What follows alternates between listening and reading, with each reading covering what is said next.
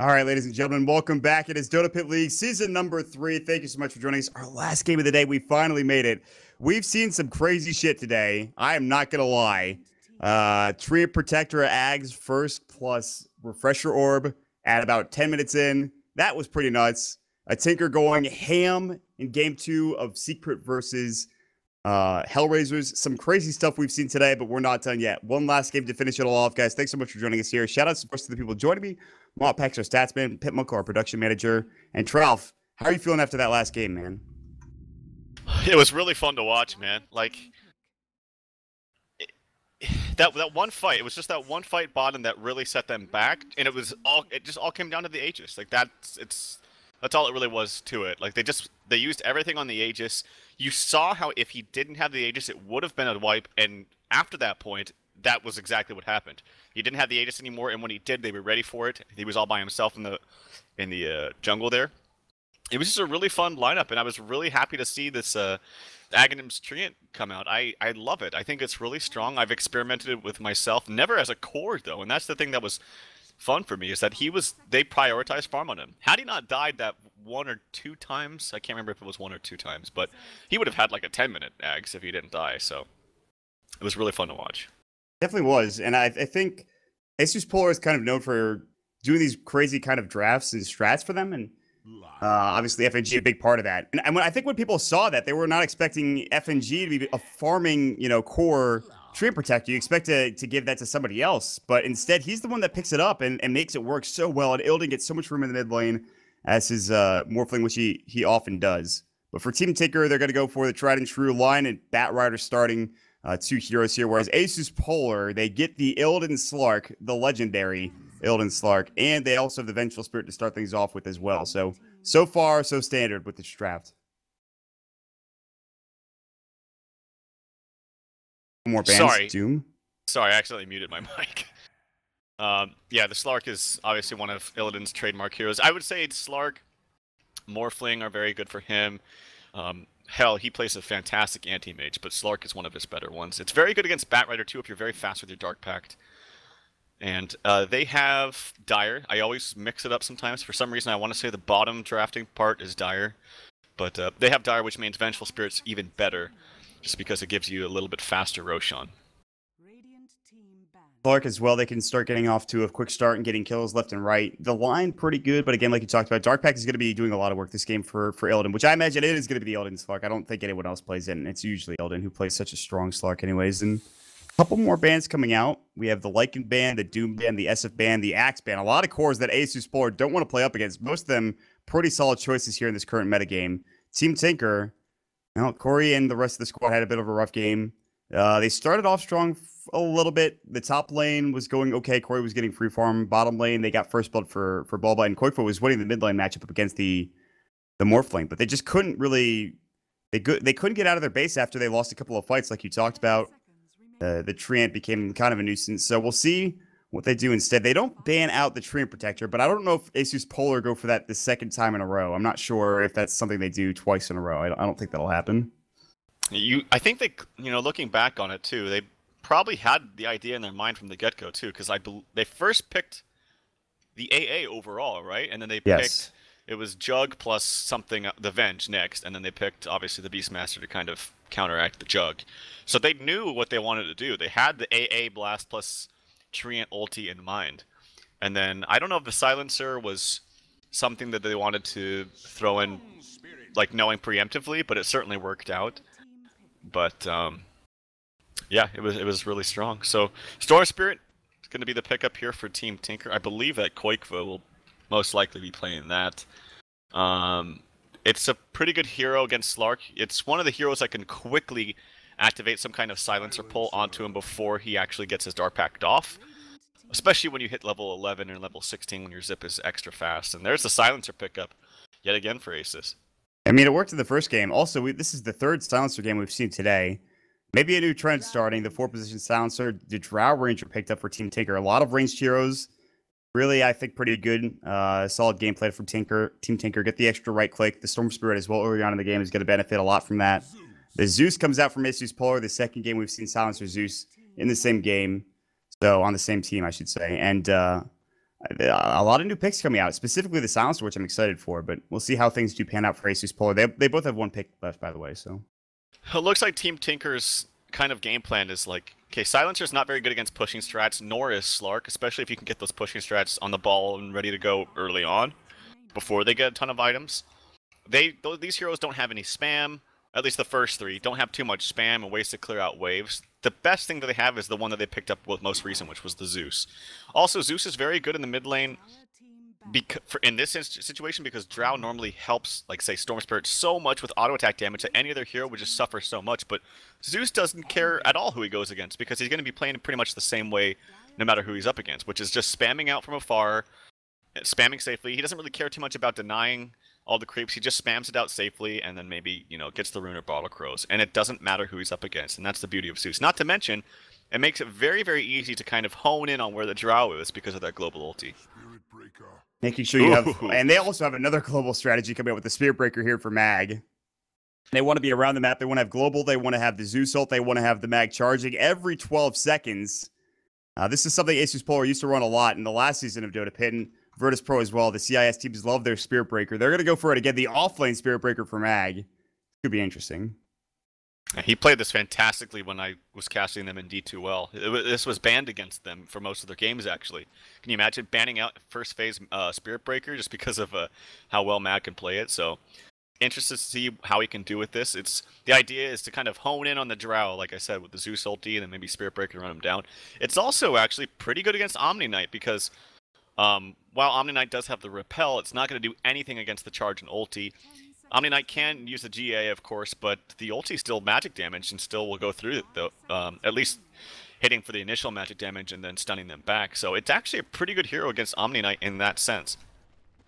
Definitely a pick they had in their back pocket. And I think Jirax is going to have to do some work this game. They're going to have really good positioning. These are some heroes that are pretty susceptible to ganks. They're not necessarily the tankiest dudes. Omni Knight has to be behind them for the most part in order to actually help out and accomplish stuff. So Team Tinker, they have to be wary of these ganks, specifically on their Drowned Storm Spirit before he gets level 6. I mean, you'll probably see very early charge coming up from Mag. And with that, they could be all over the map like crazy. Illidan's going to be the top lane, farming on your Slark, no surprise there. And he'll be going up against the Bat Rider, not bad. He probably buys a stick pretty soon. He doesn't have one yet, but I don't think any... Is there a dual lane coming out? Maybe you send FNG down with Mag? I don't know if you need to. Lane like 1 plus... I think he was just rushing down here to place the ward quickly because he was the one that had the boots, and they actually see this ward placed out. So once they get the gold on one of their supports, they can buy sentries, which would be good for the offlaner because they know where the ward is. And it looks like they're maybe going to have some contention up here in the top river. Who wins this engagement? I think with the heroes that I'm seeing right now, ASUS should be okay. Storm is not that great. Bat's okay. Omni's meh. But Omni has an early Orb of Venom as your support. He went for the degen or level 1. Illidan going to get degened up. He does have pounds. Quickful will actually get the rune. Illidan is going to try to pounce on the high ground. They block him. Jirax gets the block, and Illidan feeds away first blood. And pretty smart play, realizing that, hey, this guy's going to try to pounce high ground. Let's not let him do that. Sam gets boots first. They pick up the bouncy rune for, I believe, Quickfa. Actually, it was the Omni Knight that grabbed it. So all around, they get the bounty rune. They get the first blood. Pretty successful start coming out from Team Tinker. They get both bounty runes, too. They got the one bottom as well. This Orb of Venom plus Degen Aura pickup is really smart from Jirax. Like, I really like that. I don't see people do the Degen Aura early on enough. Like, people, they like to prioritize this repel, but Degen Aura is very, very good. Not only is it a huge slow early on, and attack slow, it goes through BKB, too. So it's quite effective. And with the Orb of Venom, it just makes it really hard to deal with. He's playing very Degen aggressive. Aura, and the Orb of Venom, and FNG moves approximately at 206 move speed. That's not much. Magic Missile goes into Jirax. He does have Purification. They're playing very far up. Jirax kind of in trouble. He could just purify himself. He has a South, he'll use it. But already, this is a dual lane versus a tri-lane, and Tinker are playing so aggressively that they're somehow coming out on top in this lane, at least right now. Illidan has 1 CS. He finally gets his second. Jirax is getting up here and trying to CS. The ballsy-ass lane coming out from Team Tinker. These supports, or actually everyone in this lane, are going to need to get magic sticks. It's going to pay off dividends, but they just can't get to the secret shop right now. That's the problem. And so, yeah, they're right underneath the tower. Look how far up they're playing. They don't care that the creep wave's going to die soon. They finally back up. They'll take 1 right click from FNG. He hits like a wet noodle. Lil does have the Glaives of Wisdom, but I mean, they'll turn so slow, they'll move so slow through degen, through sticky napalm that you're right. I mean, they need sticks to be able to sit and fight this, Well, but they will do so much. And I've been watching Illidan, and he's had some pretty bad creep rhythm too. So like, what I mean by that is basically you get put into a position where it's almost impossible to get the CS. You have to really pre-plan, but even then, it's just the turn rates are all screwing things up. The heroes in your face are kind of making you second guess yourself. So he hasn't been able to get all the CS either.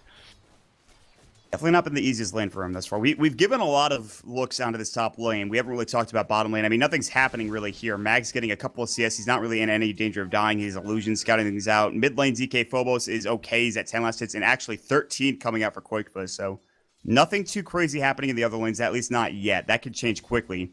Illidan's going to back up into the top lane with Lil to help him out. But under the tower, Bulba and Drax are some more for him to work with. So Sark actually has the same CS as the Drow Ranger right now, so I don't know if some CS were missed bottom, but Spirit Breakers, he's up to level 3. It is just a dual lane, but this is a pretty good dual lane considering they have 2 ranged heroes with Drought Aura, and Lion is much better as a lane harasser than he once used to be. Action up top. Here's the last word on to Jerix. If he casts a spell, he's silenced, but doesn't really make that much of a difference since he only has 1 spell anyway. But there we go. They're trying to put damage onto him. If they get the pounce, he's dead for sure, and he will be dead. Overstate is welcome. he went too far in trying to chase after FNG, and they just kind of played that super nicely with the positioning they had. And ASUS.Polar get a kill for Illidan Stormwitch. He continues to farm up, whereas bottom lane, like you talked about, the Drow Ranger having maybe some trouble CSing. 13 last hits. And 18 for the Storm Spirit. Everything so far so good, but that kill is pretty nice up the top lane. It gives Illidan a lot to work with. Yep, absolutely. And we haven't seen the potential roaming around Breaker either. It's only 3 minutes in. He's still getting levels because he can. Like, why leave the lane when you're still getting free levels? He's not been harassed out enough by the Lion. So this is going to be pretty scary if Spirit Breaker can get a fast level 6. Like, then all the lanes have to be careful, which means it's kind of similar to a Wisp strategy where you kind of have to have 1 or 2 people sitting behind other people constantly in order to farm. But that means that your farming is going to be very lackluster. So things are going pretty well, I would say, for ASUS. I mean, Mag is... The thing is, they're not preparing for him. He's going to walk right over this courier. They have no speed boost, but Mag's just not fast enough, even with boots. That's a little bit unfortunate. He probably wouldn't have killed it. They have to micro it a bit better. They're going to send it back. They're going to send it the long way around. Magic Missile onto Drax top lane. Dark Pack pounds. Purification goes. Illidan doesn't seem to mind. Firefly on top of everyone. Illidan has to actually back away. Jerix is still going to fall. Illidan doesn't have any regen, though, but Bulba can't chase any further. In fact, he's taking a lot of glaive damage here from Lil, so he has to back up himself to get to the tower. And just an easy kill again onto Jerix in that top lane. Yep. So they had a good idea, but now they're just getting simply too aggressive once the levels come out onto the support, and you can't play it the same way that you once could, especially now that you have given them 2 kills. So maybe you have to think about sending the Omni Knight, behind mid to anticipate a charge, or behind bottom to maybe do something with this degen aura. But his time up top, I think, is now been expanded, and the stacks are slowly coming out for the side of Team Tinker. I see 2 right now. Which is good for the bat. Maybe he can transfer in there and get a fast blink dagger. By fast, I mean not fast, because he's only got 7 last hits, and he's actually very far away from a blink. He bought the bottles, so that takes a lot of the gold, obviously. Yeah, that's right. But still, I mean, he'll have a little bit to work with here in the jungle. It's only 5.5 minutes. Maybe 10-minute blink dagger. I'm not sure what the timing will be, but he is far behind, like you talked about. Mag maybe looking to jump it. He has a hero bottom to help with FNG. Now the charge coming in, but Drax, like you talked about, he rotated bottom. Now the Hex is up. They have a silence. No, not there. There's the purification. Heals up, but the Zeusel comes out. Mag's going to get the kill, but he will die in the end. Now they'll turn their attention to FNG. No usage to that degen aura. He's just out of range, barely. Now the Frost Arrow goes. How far will they die for this? They might go all the way. They decide not to. He was thinking about maybe turning around Magic Missiling, but decided against it. And it ends up being a 1-for-1. The Zeus got the kill on the Bat Rider too while he was doing the stacks. Oh, he was so low by himself from doing the stacks. I don't think that was intentional. I don't think so. Couldn't have seen him. That's really unlucky. I didn't even notice it happened. That's a nice little pickup. Like, oh, extra. Nice. Extra gold. I'll take that. No problem. So in the jungle, he has to go back to the top lane as well. He decides not to go back to the jungle too. That's so bad. Oh, mid lane. Oh, lightning. TK Phobos getting hexed up, but they have FNG nearby through the magic missile. Another ball lightning. The stick charge keeps him alive. The lightning bolt. TK Phobos turns it around. The last right click bottles up to heal and stays alive. And they turn two. They keep the hero alive. Down bottom, Mag getting caught out. He's going to get right clicked in. It looks like the charge. Jarek's got a purification. He gets charged. He doesn't get the animation off. Are they not going to get this kill? The degen aura. They can't chase him down. Jarex was trying to get cute instead of maybe just trying to go for an early purification. He couldn't get the kill off. How does that happen? Oh, boy. Not too good. Not too good. Yeah, that's really unfortunate. I mean, maybe he, like, tries to walk upwards to anticipate him walking after he gets stunned from a charge and then clips him with the degen mid lane. They avoid the magic missile. Really nice ball lightning coming out from the Storm Spirit, but... this last, like, minute and a half has become a disaster for Team Tinker. Batrider dies in the jungle. Storm dies mid. They miss the kill bottom. They lose a hero bottom. Luckily, Drought continues to farm. She hasn't died yet. But not the best start coming out from Team Tinker here at 7.5 minutes. And I don't know what you do in this situation. I don't know if this Omni's really accomplishing anything. He's level 4. He's not close to a soul ring at all. Yeah, it doesn't have boots either. I mean, it was a good start, obviously, but they just, like I said, they overstayed their welcome up top. They got way too aggressive and thought they were stronger than they really were. And like I said, when the supports got a couple extra levels, you can't play the same way that you once could. This ward will be spotted out because they already had a ward there. It's kind of risky to place a ward like that uphill when you didn't already have vision, because there's a very high chance, especially when you're losing the game, like, you know, you're behind a little bit, that there's a high chance that they already have vision there. So that will probably get countered relatively quickly here. As Mag, he TP's bottom, very, very close to level 6. And Slark, he's going to be building towards just some utility items. He's almost got his Ring of Aquila. They'll provide some extra damage, mana regeneration as well. So Illidan continues to farm up at the top lane. They haven't counter-warded that ward yet. They definitely saw it. Phobos is probably going to rotate over and Lightning Bolt it right now, so that ward is going to be gone. That was kind of, he could have gotten jumped on had they been in position for that ward placement. Drax just kind of walks up with absolutely no vision. That was scary, honestly. Well, not so much scary. It's just kind of, I think, a little bit careless warding right there. Like, especially against heroes like Zeus Slark. Like, this is perfect because Slark can run around. He can, you know, tell your team where the wards are because that's what his ult does. It deactivates once he's in vision. So he can run around, tell the Zeus exactly where to bolt, and then they just counter ward it. So if you're going to ward, it has to be on positions that are difficult to kill, like this one that he just placed. So this one up here in the top river is much better than the one that he placed earlier. They have to continue to do that against this very annoying Slark and Zeus anti-ward combo. Seems like they really value map control and vision, as they saw in the last game for ASUS.Polar. And in this game, again, they have a nice little interaction between the two heroes. Top lane, there are 2 heroes, but the 3 smoked heroes down bottom are going to get this kill easily on Corey. He has no gust, so even if he tried to get out of there, he wouldn't be able to survive. And that's an easy kill for DK Phobos, who, by the way, is going Midas. He has the Gloves of Haste and also now has the recipe on the Courier. The Midas Zeus to stay in the game, to continue to get levels at a rapid rate, despite maybe rotating around and trying to find kills. Interesting choice coming out from the Zeus. I think it's perfect. I've always liked Midas Zeus. And it's because you're one of those heroes that's obviously a global hero. You can be effective and still be farming at the same time. So why not get the maximum, you know, why not get the most out of it and continue your levels? Because level 16 ult, or I should say level 3 ult at level 16 is very, very potent. It's obviously much better. Especially if you're snowballing. They don't have, you know, maybe the HP pool to work with. They're just underleveled. I think that, that's going to be a huge pickup for him. And he'll get there pretty quick, too. I mean, it's going to take a while, obviously, but with the Midas, it definitely increases that leveling speed. So he'll get there pretty soon. Koikfa, meanwhile, in the mid lane, has no Soul Ring yet, has Bottle Treads and a Null Tally. Might go straight for the Orchid, might save up for something else entirely. We'll have to wait and see what he picks up. Yeah, and if this somehow gets to the late stages of the game where Zeus gets an Axe Refresher, at the rate this is going for, say, Lion's Farm, who's essentially playing kind of like a solo support because Jarex is being a little bit more greedy and trying to get items, he will be able to just straight up double ulti and kill him from full to nothing. So, hopefully for Way Too Sexy's sake, that doesn't happen. In fact, it could probably even some of the other members, maybe even the Batrider too, if he doesn't get like an early BKB. Yeah, we're talking about it. This is a pretty squishy roster that Team Tinker have. Way Too already has, he experienced a little bit of getting destroyed last game. with the Ethereal Blade coming out, among other things. Jerax is going to get pounced up. He repels. The global goes a bit too late, though. So Jerax gets his repel off. The global's wasted, actually, for ASUS.Polar. Pretty decently long cooldown, 2 minutes, so they'll have to wait a bit of time before that's back up again. But they can still get kills. As you can see, they're smoked up. They're ready to go. They actually TP out of here towards the mid lane, but Corey smartly backs away from this lane. He does not want to be there. It is not safe. He'll get out. Oh, they just placed a ward here, but it's actually doesn't actually really give vision of it, unless it's like right on top of it.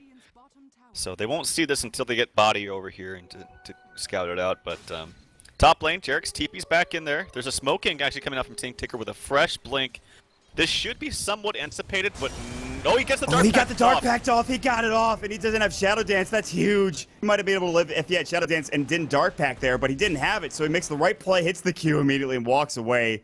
The smoke gank fails. The blink dagger that just came out for Boba, like you were talking about, fails to secure a kill. That's fast reaction figures. I didn't know that Illidan saw him, but that was smart. Yeah, very, very quick reactions. And this is what I talked about. If you're confident enough in your play... Oh, action bottom. Corey in trouble. Comes a zip in from Storm.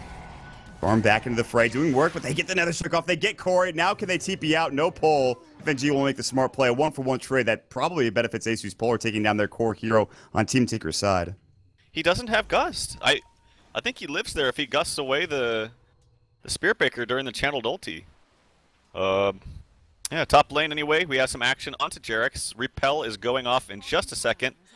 Illidan trying to find the right angle to get the pounce, but just can't do it. It's nighttime. It's very easy to fog other heroes. And we'll see if he that passive gives him. The passive allows Illidan to sniff this out. He knows he should know he's in the upper side. He's walking back. It's going to activate. He can't get there. He can try to pounce in that angle. Jerax is going to try to TP. He's going to live. Illidan has no. Illidan's, I don't know, canceling his animation. He's blocked it. He pounces into the trees further. He actually pounces into this little alcove. Meanwhile, they're going to try to go again onto the storm. Koikfa is barely alive. He's out of mana. They're chasing deep. Wave of Terror could give them vision, but they're just too far away as they try to go for a kill. I think they almost got it with Charge and Nether Strike. Such luck. Yeah, very close. Well, Nether Strike is actually going to be off cooldown here in just about 10 seconds. But yeah, yeah, he finally levels up the Gust at level 9, but I think he should definitely have that earlier.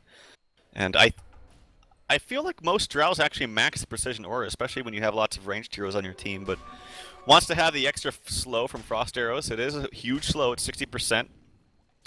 But I feel like they already have ways... Oh, he blew up that smoke. Yeah. He blew up that smoke. They know exactly somebody's here, but they have no detection to use. Way2 has no sentries. Magic Missile Lasso does go onto FNG. Lightning Bolt kills Way2. It'll be a 1-for-1 trade in the end. Support for a support. Could have lost a lot more had DK Phobos not been in the right place at the right time, though. Yeah, I think that's crazy. They could have gotten so much out of that, and they miss a kill onto DK Phobos because they don't have detection. But that's just unfortunate. That's just the right place at the right time. Yeah, I mean, there's not too much reason to have detection right now because there's no like Lothar's Slark or anything like that. So it was just kind of unfortunate. Koikfa, he's actually not doing too badly. He's closing in on his Orchids. Not going to be the fastest timing, but not the slowest either. The problem is that DK Phobos is so farmed in comparison. They're going to TP in mid lane though. Koikfa is just, he's got Repel, he's got Ball Lightning. I don't see any way he dies. DK Phobos takes the long road into that TP. Takes a long time to wind up. They get the tier 1 top. No trade coming out because they TP in. Illidan has a Blink Dagger, by the way, so he's going to start doing work. This is generally when you see Illidan's style on people's when he gets his Blink Dagger. He has the 3-stick charges. He's heading up to the top lane. He'll continue to farm, and I'm worried that the Strau's just a little too far behind now with 76 CS. Has a Mask of Madness, but that's it. She's died a lot. Yeah, imagine if they go on her with like a charge when she already has Mask popped, she will just die solo to the Bristleback. Or it's Bristleback. Spirit Breaker. Why did I say Bristleback? I have like the same hero. And then both you get run at by them. They're giant things. I don't know. Giant strength heroes that just run at you. Yeah. Illidan going in. Dark packs the Gust off, and now the Global Silence, the Shadow Dance. He's stealing a lot of agility with Essence Shift. The Ball Lightning further. Dark packed. He's waiting for the pull. He dies regardless. That's probably not worth it, Illidan, my friend. I'm not sure about that one. Definitely not worth it. I think the best course of action was to just ult. Oh, he doesn't have a TP. So I was going to say just ulti and then TP, but doesn't have one. So maybe he felt like he had to go in there. I don't know. But yeah, not worth it. Guys, he's 16 minutes into the game. That Blink Dagger secures a kill, but he's actually not at level 11 yet. And I feel like although Team Tinker have lost their Drow a couple of times, they've lost a couple of kills, I feel like Storm is going to start getting involved here with his Orchid. He has these full second Oblivion Staff. He's very close to the recipe. And what do you do against a Storm that's repelled up and has an Orchid, and he's just barreling down, say, mid lane? How do you fight against the Storm Spirit in this situation?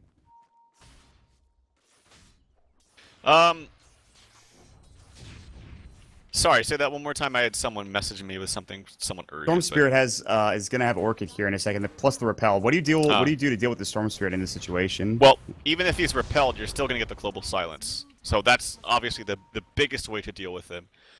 And like I said, even through repel, the ultimate and charge coming out from Spirit Breaker is still very effective in stun locking people. So I still think they have plenty of ways to deal with the Storm Spirit. They have the global silence, they have the Spirit Breaker, and Slark, yeah, the pounce won't go through, but he's still got some decent physical damage, so I don't think that they should be too worried. I think the one thing to be worried about is Bat getting a 4-staff and then catching people off, but actually, does he have anything on the Courier? Okay, he does have a Staff of Wizardry. Yeah, so he's very close to his force. And that's really, I feel like, the way Team Tinker gets back into this is quick pickoffs with the Bat Rider while the Drow's farming and pushing elsewhere. So they're trying to create enough space for Corey at this point. He has an Ogre Club, which is either the beginning of a BKB or an SMY. Mask Madness, double Wraith Band, so he has some agility, he has some damage to work with. He hits like a truck. The problem is that he's been caught out too often. Jirax, speaking of getting caught out, gonna get charged up. He does get the Purification and the Repel off. He'll try to TPY, swap out. You are not getting away freely. There's the bash up and the right click. Easily done from ASUS. Illidan does lose a lot of health. He'll just regen. He's a Slark. He doesn't give a damn. They'll TP bottom. Tier 1 tower getting assaulted. Glyph's going to go. They have charge up in a couple of seconds here if they want to try to fight this. PK Phobos going to TP in. Gust about to go. It's not going to get off. Only on to FNG. Zeus ult flies. No! Now they're going to catch out. Oh my god, the global silence. It's a goddamn disaster. Team Tinker on the back foot. There's a lightning bolt. 4 dead. The only hero alive is going to be Koikfa. He's going to ball lightning go. He has plenty of mana to work with. He'll TP out, but they're going to lose this tier 1 tower. The pound's going to come through. He actually hit it too, but just not enough damage coming in. And ASUS with a huge fight. Yeah, and I'd like to see if we get a replay of that. That was actually a big misplay by Bulba. He was Viz already smoked up too, and he blinked into the path of Spirit Breaker and got stunned. I think that was. I think if he went initially right on the Spirit Breaker to stop him from going in, or at least found a different target, or even waited so he didn't get stunned through the pathing of that Spirit Breaker charge. But that was kind of disastrous. And there's 4 for nothing? I think it was. Yeah, 4 for nothing trade. With that being said, we're going to send it over to Pimp to see what actually happened in that last fight. Pimp, what's up? Alright, yeah, so exactly like 12 mentioned, actually, I caught it a bit on stream, not quite everything, but on the left-hand side right now, I got it paused, and there is like Bulba, he has all the time in the world, there's TPs coming in slowly but surely, and he was trying to go for some ultimate action, but it just didn't work out at all. And why? Well, because the Thunder God's Wrath and the Global Silence preventing him from getting any sorts of follow-up, he just died! Well, and that's pretty much what you wrote. I mean, what can you do when there's a Slug diving you, when there is just, I don't know, Zeus with a BKB? Well, that's bad news. Back to you, Mort. Yeah, this Zeus is super farm. BKB, point booster, holy god. Yeah. This guy is feeling himself. He's level 13 with his Midas. He's the highest net worth in the game. He's got 10,000. I think if you're Team Tinker, you're asking yourself, well, what do we do against the Zeus? So they could try to take him down. The lasso, of course, not really helping out there. The Orchid in that fight, they just didn't get the jump. Team Tinker need to have the fight, and they need to initiate it. I think a Blink Dagger for a line would be huge, but that's super far away, man. That's not even close. Yeah, and I can't recall who died first before all that. I think they killed the Omni Knight top while that was happening, and that should have been a fast initiation before, because that was like 4 trickled in TPs. It's not like we all TP'd in together. They're trickled in because they have to wait for the extra duration once you TP to the same tower. So it needed to be just like faster reactions from the initiation from either the Bat or even the Storm with, well, I guess he wouldn't have Repel, but something like that. They just gave ASUS way too much time to set up properly. And I will say in general, Zeus is very, very good against Blink initiations like Bat, like say Earthshaker or heroes like that, or even a Lion if he's manages to get a Blink this game, which he probably won't at this rate. But I think that the Zeus ult came out after he blinked and got stunned anyway, so I don't think it mattered. Yeah. But there's the 4-staff coming up from Bulba. We'll see if he can do something with this 4-staff plus Haste. Haste is probably the best rune in the game for Bat Rider. This should be a kill on Lil. Yeah, Lil should get caught here. Lasso, they pull him back with the 4-staff, the Purification. That's a support Omni Knight purification. They swap him out though. He was not expecting the swap. He was not expecting the charge. Pretty long duration repel, but the Nether Strike gonna push him back. Repel about to fall off, and Drax does go down. Okay, I mean, even when ASUS are losing heroes, they're getting kills in the backside. They're getting trades. They're gonna get this kill onto Corey. He does pop the Mask of Madness. Zeus-Ult's gonna go. Gus was about to fly, and they pounce to get the charge. Mag is seemingly all over the goddamn place. The charge, make sure the TP's canceled. They get the kill, and Corey is not having a good game. Well, this is why the Spirit Breaker was picked up. If not just to have the aggression globally for charging and canceling TPs through Repel and BKB and what have you, but retaining the vision on heroes that you're trying to go on, especially through nighttime like it was, is actually really important. Like, being able to keep vision of them to make sure they can't fog you or things like that makes it a lot easier to actually, continue on for that kill. Speaking of, we see a charge up onto the bat. We'll see if he cancels this, though. DK Phobos used the BKB. I didn't see the entire engagement. They global, meanwhile, as they're going on Quakefa, who was at the Ancient stack. He's going to die. Goes down to the global on the right click of Illidan, secures the kill. And he also purchases up, I believe, an ultimate, or he does. So Illidan going for his Scott. He's very close to having it, in fact. Scotty, Illidan, Blink Dagger, Slark coming out at about 23 minutes into the game. He was off to a rough start. Now he's in a pretty solid place. And the BKB is coming out from Drow, which is like an item that says, I want to fight and I want to be able to do something in a team fight, but I still don't think he can do anything. And it's ironic that he picks it up when there's an Omni Knight on the team, which I guess you want the Repel for the Storm. But there's still so many ways against both the Repel and the BKB. Like I mentioned, the Charge and the Nether Strike. The swap even too. We saw it before. Exactly. Swap to cancel TPs if you need it. The Silencer ulti will still go through BKB and Repel. If it's cast afterwards, of course. But, well, it doesn't matter for the Repel, but you get my point. Yeah, I get you. I think, and that's the scary thing, is that like this Spirit Breaker pick was such a good choice for ASUS.Polar. They're doing so much work with it, and Team Tinker, they're kind of put into this corner where they have to get these defensive items. BKB, which I imagine will be the choice. Zeus-Ult comes in, they blow up that line. That damage was ridiculous. Illidan comes in and absolutely obliterates him, and nowhere is safe on the map now. There's a lot of aggressive wards too. Look at this. And Drax is making a cheeky play top, but if he gets spotted, he's dead. They're actually just going to counter ward, make sure there's no vision in the jungle for now. And ASUS.Polar, they're continuing to get map control, much like they did in the previous game with the Tree and Ags. And look at the position of, like, say, Wurple needs to be. And I talked about this. Against the Spirit Breaker, you have to, like, have people sit behind other people. Because, oh, speaking of, Jerax is just dead. Do you see that? And that's the retaining vision, yeah. He actually just purifies a creep next to FNG to do a little bit of damage to him. He's like, I'm not gonna live, but I'll try to do something. Yeah, those cheeky plays. And this, I don't know what more to say, man. They're just snowballing so hard. Constant charging. 12-second cooldown. You can basically always have it up. They have no vision on the map whatsoever. They don't know where these charges are coming from. Or they have one war that maybe clipped on a little bit. Oh, he was charging, but he wasn't charging out of Quakefa, and Quakefa avoids the Nether Strike. They attack him from the high ground after he uses the Static Remnant, but he's gonna TP away. Wave, no swap coming out. FNG so couldn't close, quite get in position, and he didn't get the animation off, so it didn't matter either way. There's the BKB done for the Storm Spirit, though. That's, again, maybe you'd see like a Bloodstone usually as your second item for a Storm Spirit, but they're prioritizing fighting. We have a charge onto Bulba. He doesn't know this ready, is coming. Yeah, his TP's not there. He has no Force Step, he has no Blink Dagger. This should be an easy kill coming out from ASUS.Polar. Just, again, in the wrong place at the wrong time. Zeus-Ult's going to fly just in case they need some extra vision. They'll find it. Waitu was walking up, but he was nowhere near the fray. And it's 20-6. When did this game get so lopsided, man? This feels like it just got out of control real quick. Yeah. It's just, drafts have been not only innovative from FNG, but very effective too. Like, they've been very different, but they have a clear plan and they know exactly what they want to do. And I think that's the most fun thing for me and probably spectators watching this, is it's not just like, we're going to throw some heroes and try some kind of cheeky thing together. They know what's going to work. They've probably tried it, before in scrims or other matches, or even, yeah, on other matches for sure, as we saw with the stat from Modpacks, that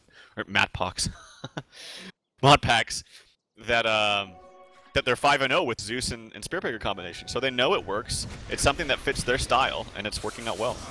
Mag? The global silence comes out. Quickfoot gets the pull off beforehand. Mag's going to right-click on his own. BKB's, the swap's available. Mag in trouble. He is going to go down, though. Quickfoot gets the kill. They pop the Guardian Angel for that as well. BKB about to wear off. The Guardian Angel as well if they want to try to fight. Swap might go. Repel comes in again. Mag's so they realize that the Repel was used onto Quickfoot, so they're going to kill Drax instead. Quickfoot is going to ball in. He has a little bit of mana left. He's getting right-clicked by Illidan. The finger comes in now. There's no swap available. Dark Pack. Oh! There's the Shadow Dance. He gets the kill. Illidan still running rampant. Pounce onto one. Lasso goes. Illidan. Dark Pack gets the kill again. What is this guy doing? He's on fire, literally. He's going to get right-clicked. Zeus secures the kill onto Bulba. A goddamn bloodbath bottom lane as Illidan makes some huge plays. Drought does get that kill, which is a lot of money. But in the end, it's a 3-for-4 exchange. Oh my. He just dark packed everything, man. Like that was pretty insane. That's the most annoying thing about this hero, is just being able to dispel all sorts of debuffs and just go ham.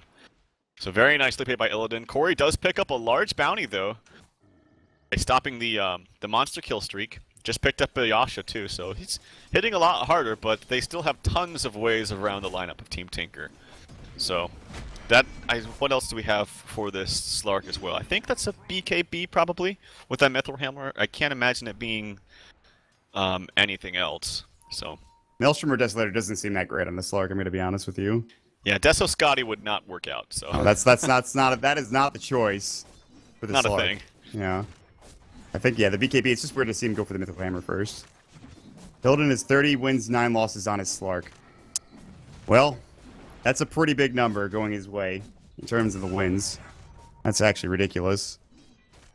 I guess they pick it for a reason. Insane. What was that, 75% win, just about? That, yeah. Pretty damn good.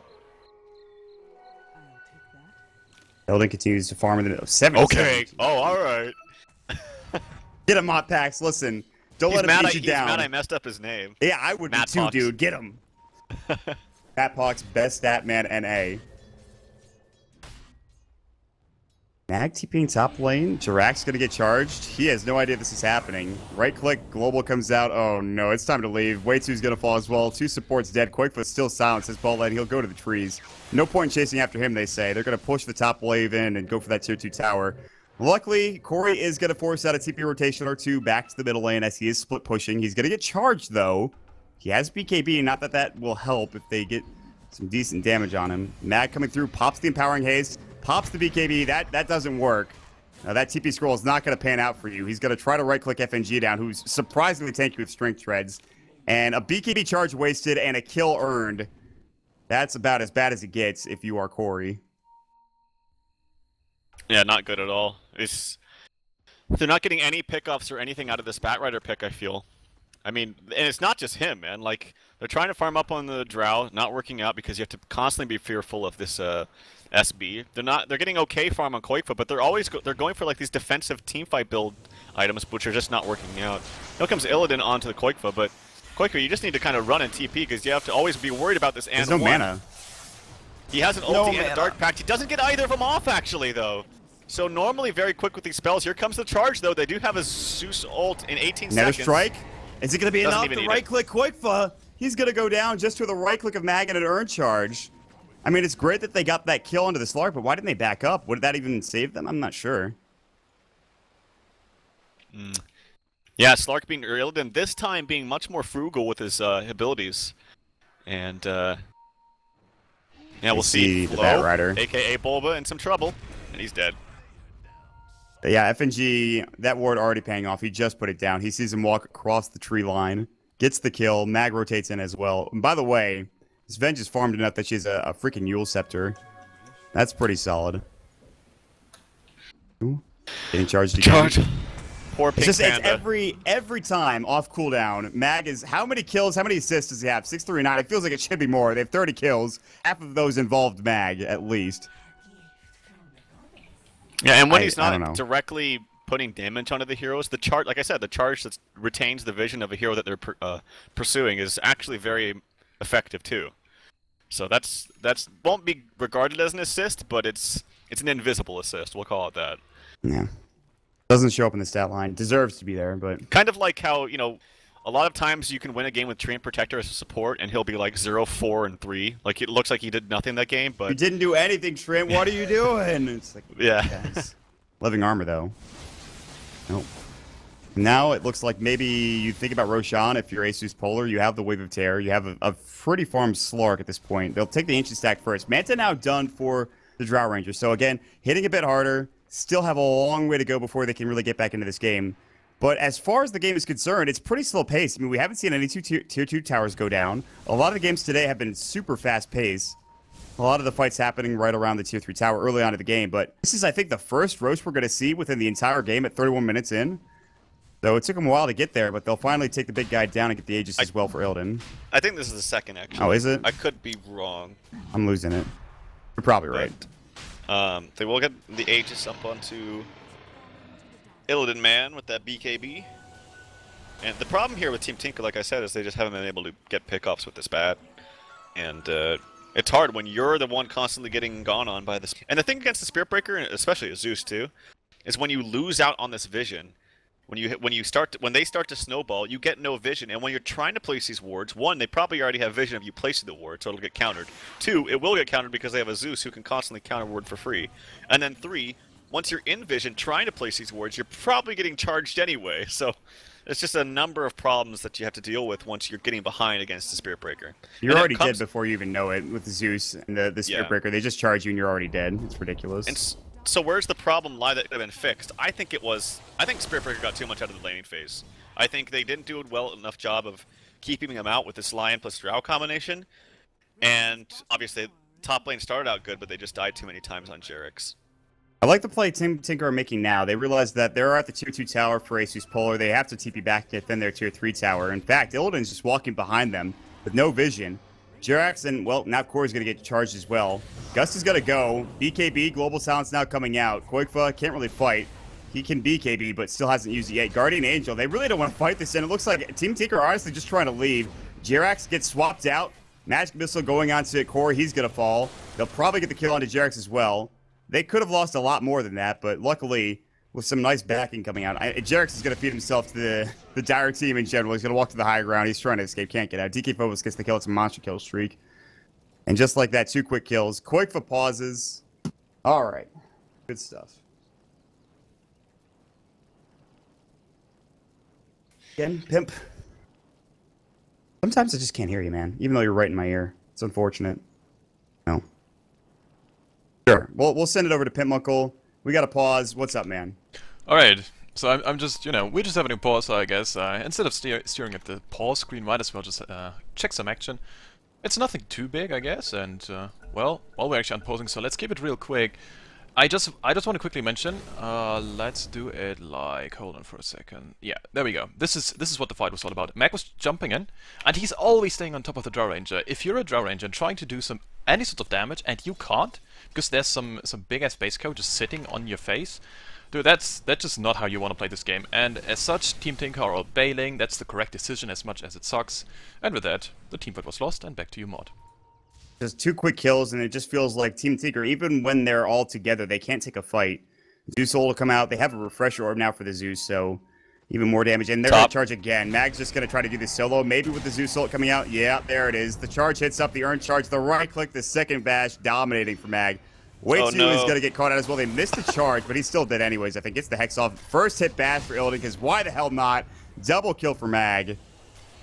He's... Oh boy. And to expand on the point that Pimp was just talking about too, is like, obviously you want to be right on top of the Drow Ranger just because you want to close the gap and not have him slow you. But when you're close to the Drow, he loses out on the, or she loses out on the ultimate. So it means not only is her damage significantly stifled, the extra 80 agility, but also every ranged hero on the map too. So we'll lose out in the marksmanships, or at least the damage that it provides. Illidan going on to Corey again. Corey really can't afford to die here. Gust is going to go, pops the BKB to get out of it, and this is a right click. Mag, meanwhile, gets a kill top lane. Jerax gets first at bash, but Corey does get away. Illidan he doesn't want to go any further into this mid lane. He wants to take the tier 2 tower. Swap out. Maybe they will go further. Magic Missile misses. The charge coming in, but Mag is very far away. Jerax can't get to the high ground. 4-step already on cooldown. Another bash for Illidan. And they just keep losing heroes left and right. he's got so much room to work with because the charges, the swaps, the mobility that his team provides, Zeus ult giving him vision. Illidan can run rampant like he did in the last game on the Morphling, so that's another quick kill. I think oh, here we go, more action onto Flow. There comes the global ulti from Silencer. Quick buyback from Storm.